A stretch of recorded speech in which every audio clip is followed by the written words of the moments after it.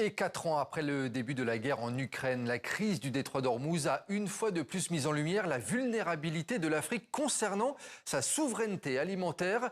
Un enjeu sur lequel s'est penché Demet Korkmaz lors de l'Africa CEO Forum qui se déroule actuellement à Kigali au Rwanda.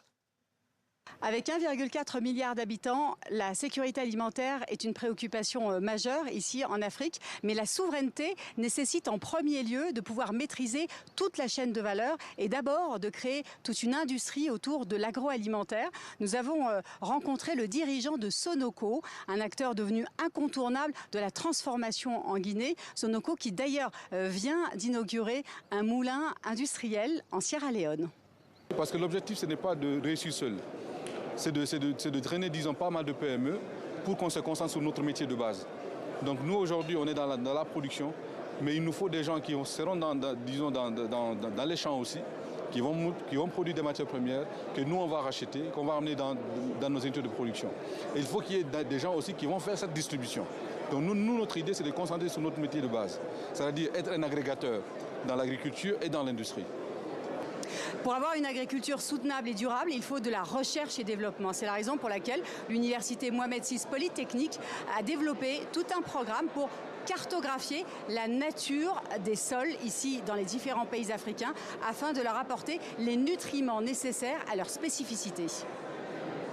Aujourd'hui, une bonne performance agricole commence par une bonne connaissance du sol. Et aujourd'hui, en Afrique de manière générale, il y a plusieurs zones, notamment des zones arides et semi-arides, où la nature et la qualité des sols est complètement différente d'un pays à un autre.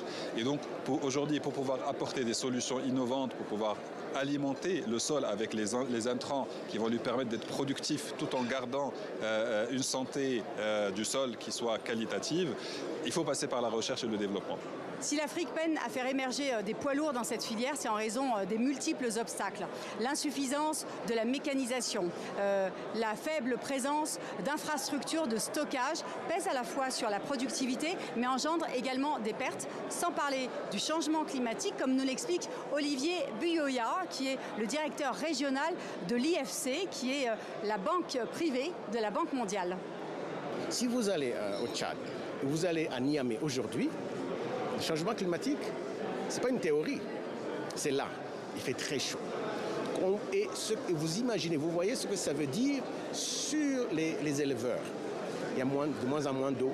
Donc il faut aujourd'hui, ce n'est pas un slogan ou une ambition, c'est une réalité et on doit la rattraper. En Afrique, l'agriculture assure les moyens de subsistance de plus de 50% de la population. Or, l'insécurité alimentaire frappe une personne sur deux de manière modérée ou grave.